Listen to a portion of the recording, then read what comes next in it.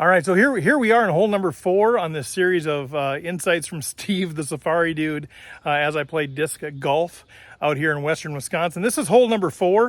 You can kind of see it right there. It's a short par 3, but here's the deal. I don't know if you can see it or not, but you just kind of throw it out there about 100 feet or so, and then it dog legs big to the right. It actually goes over a little bit of a creek. And there's kind of a island area that you got to land on, so it's a really short hole. It's a pretty simple hole, but it's not necessarily an easy hole. And sometimes you just try to get a little bit greedy here and it backfires on you. So this is a pretty easy par if you take it easy, and that's going to be the plan. That's my strategy. The shot's got to be so perfect to try to get a 2, and there's a much bigger risk of getting a 4 or even a 5. So you kind of play it for 3 on here, play it nice and easy. But the reason I want to call it this hole is because I want to talk a little bit about severance.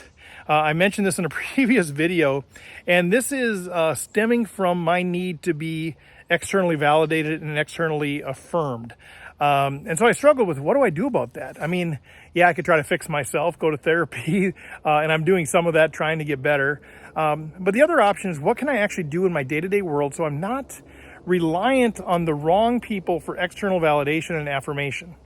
And to remind you, this sort of came up because when I left the corporate world, I lost all of that validation and affirmation that was kind of baked into the job. I didn't realize how much I was reliant on it. And pretty soon I started looking to my spouse. I started looking to Tracy to externally validate and affirm my work. I was working for myself, and she's not in that world. And so it was really unfair to ask her to kind of do that. And so I was trying to figure out, how can I separate my worlds? And I came up with the idea that I'm going to actually sever my worlds. There's a show on one of the streaming services called Severance, and it's sort of this idea where, you know what, I'm going to be somebody different at work. Not somebody different. I'm gonna sort of separate my work life. Sorry, I'm sweating on my glasses. I'm going to separate my work life from my personal life, and I'm almost going to treat it like it's a superhero kind of thing, where in my day-to-day life, I'm just Steve. I'm dad, I'm father, I'm friend. I'm just a guy living life, enjoying life, doing things with people, hanging out with friends, going to concerts, playing cards, playing Settlers of Catan with my kids, whatever it might be. I'm just Steve. And then in my other world, I'm speaker, thought leader, coach, consultant, author, video producer, content manager, all of those things. That's sort of my superhero world. And trying to separate that like Superman and Clark Kent. So I've actually got something that I started wearing, and I put it in my pocket and doing little tricks to try to keep reminding myself that when I am Clark Kent with my glasses, I guess with these glasses on, when I'm not my superhero, when I'm just my regular guy, I'm just Steve. I'm just hanging out. And I'm not going to look to have those people, my family and my other friends, validate my work world. I'm not going to look to them to give me insight into what I should be doing for my business, or to say way to go on things that I think are great, unless they're like super obvious, because there's things that are happening positively in the business, getting good momentum, that aren't actually creating cash. And so when I share that with my family, they don't really get it because it's not really making money directly. And so then I start getting upset because they haven't validated, they haven't affirmed, they don't seem to care about the business. And so why put them in that position? So I'm started to practice severance. So when I have my work friends, my fellow speakers, my bureaus, my speaking agents, the clients, my people that I'm coaching, consulting, those are the people that I'm looking to validate the work, the value I bring in those areas. I'm not looking for them to validate me as a father and a husband. On the other side, I'm looking to my family and my friends because they automatically validate me as a father, as a friend, as a husband. And I'm not looking to them to validate my work stuff. So this idea of severance, I'm curious what you think of that. Some of you can just live this fully integrated life. You're not reliant on external validation and affirmation, so it doesn't really make sense to you. But I know for some of you, this is a big thing. I know that because I've talked to some of you who understand this. So this is what I'm trying to do. If you're a psychologist, tell me if I'm messed up.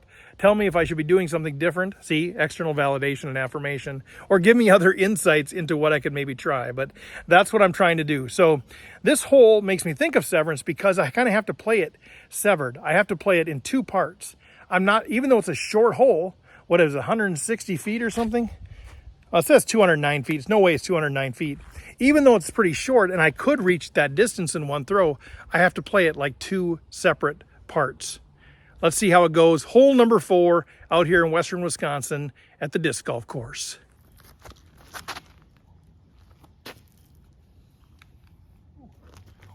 Well, that actually worked out better than I thought. I was just trying to get it to the corner there. And I thought, well, if it hits one of those trees, no big deal. It'll still be a pretty easy upshot. But then when it missed first tree and hit the right side of the second tree, I think that's going to have bounced up there pretty good. I don't think I'll really have a good shot at a birdie, but it should be a super easy par. Let's check it out and see. Yeah, so here's the path. I was just trying to land it somewhere in here because if I could land it like right here, then I'd have a good look to get over the bridge. But as it turns out, I hit the right side of this glorious tree, just ticked it, and it moved it further up into the fairway. This is about the best shot I've had out here on this hole. I'm still going to be shooting for a 3 because I got to get it over that. It's a small creek, but I got to get it over that, around that tree. You see the basket kind of tucked in behind there? So I just got to land it somewhere close. And the tricky part here is that tree is kind of in the way for my arm. So I'm going to have to just sort of adjust and just do something to get it over the bridge.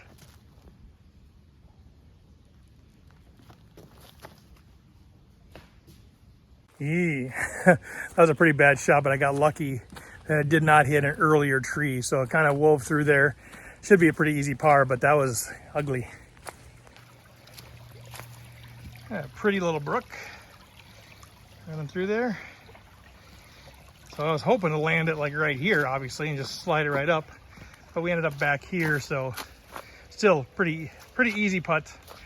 But I feel like I got pretty fortunate there. My Severance almost didn't work. All right, let's pick this bad boy up, stand behind there, look at the basket and fire, and there we go, a 3. So if you like this stuff, if you kind of like the idea of Severance, I'd be curious to know what your thoughts on there, if you experienced that and how you handle the need for external validation and affirmation. But if you like these videos, please share them, let other folks know about them.